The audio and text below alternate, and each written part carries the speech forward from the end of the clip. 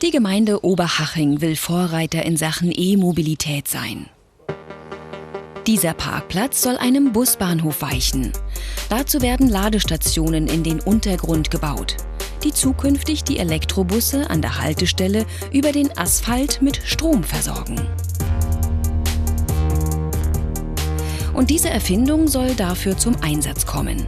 Ein Straßenbelag, der Fahrzeuge auflädt, mit Hilfe von Induktion.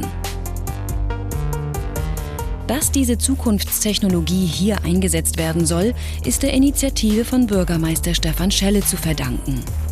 Ja, die Technik ist bestechend, weil sie ohne Stecker, ohne große Verbindungen auskommt, weil sie aus unserer Sicht auch relativ preiswert ist und weil sie natürlich auch multiplizierbar ist, nachdem der ganze Landkreis München umgestellt werden soll auf elektrische Busse. Hinter der Idee steckt ein Start-up aus Bayern.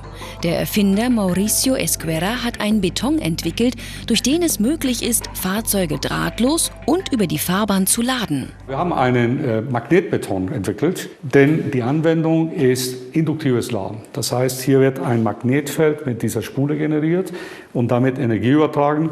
Man kennt das ja auch von Handys, die können natürlich auf eine Platte gelegt werden zum Laden. Das wird allerdings hier tatsächlich für Fahrzeuge verwendet. Dazu muss aber der Ladestrom höher, also das Magnetfeld stärker sein als beim Handyladen. Der Magnetbeton unter der Spule soll das ermöglichen. Um den herzustellen, nimmt Mauricio herkömmlichen Zement und mischt statt Sand und Kies wie bei normalem Beton Eisen, Kobalt und Nickel dazu. Das sind ferromagnetische Stoffe, die werden in unterschiedliche Größen gemahlen, damit man sie optimal mit Zement mischen kann.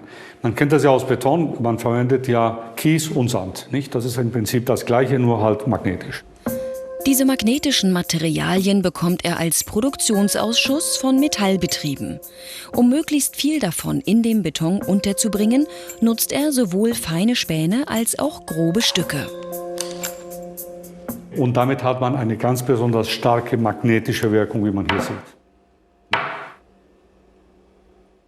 Mauricios Plan: Sein Magnetboden kommt als Grundschicht auf die Fahrbahn.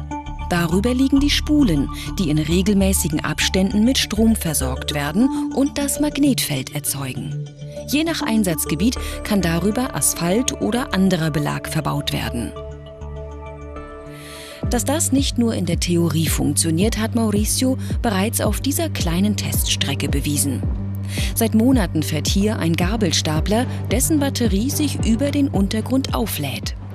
Der Gabelstapler wird jetzt geladen, während er fährt. Und zwar sind hier 2 Magnetbetonspulen, die werden hier mit Strom versorgt.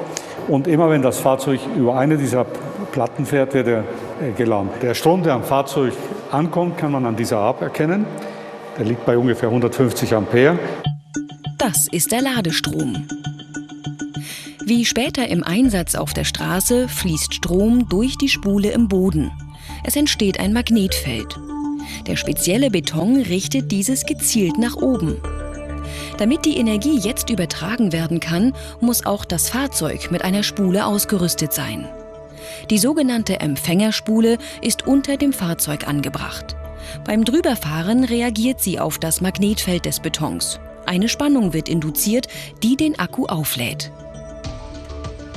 Der Strom fließt nur, wenn das Fahrzeug über die Spule fährt.